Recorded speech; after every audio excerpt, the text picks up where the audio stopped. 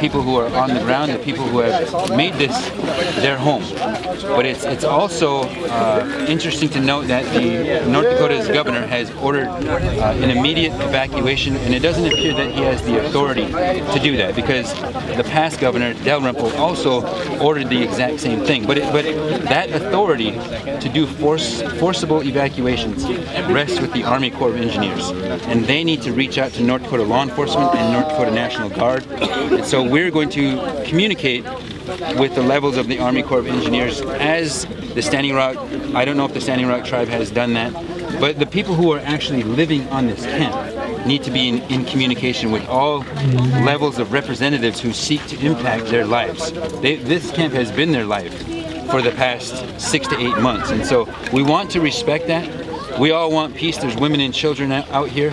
Nobody's armed. We've never committed to any violence or anything, and so everybody is remaining peaceful and prayerful, and they're committed to nonviolence, and they commit to assist the move that is going to have to happen. But some people are also committing to staying on the high ground up here. So we're going to have issues that cause some disagreement, but we have to keep communication lines open.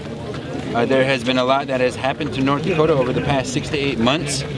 Over 700 people have been arrested.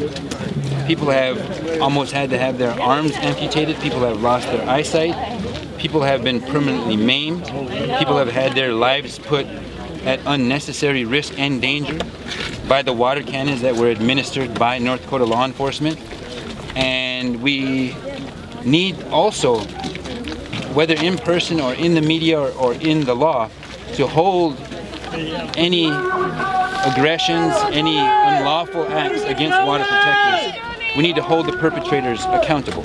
And so that's one thing that we want to be clear about, is justice doesn't pick any sides. If the water protectors have done something wrong, then they need to be held accountable for that as well. But by the same token, if Morton County or other North Dakota law enforcement has done wrongdoings, including those that were done by private corporate security, DAPL Security, on September 3rd, the list goes on. And so we don't know what the future holds right now. We don't know how much of the drilling has been completed, but what we do know is that we are facing a violent oppression that's sponsored by the corporate state and is represented by a Trump administration, which is actually inciting riots across our nation because of the positions that it is taking and because of the struggles that are represented by all the demographics that seek to suffer from a Trump administration, including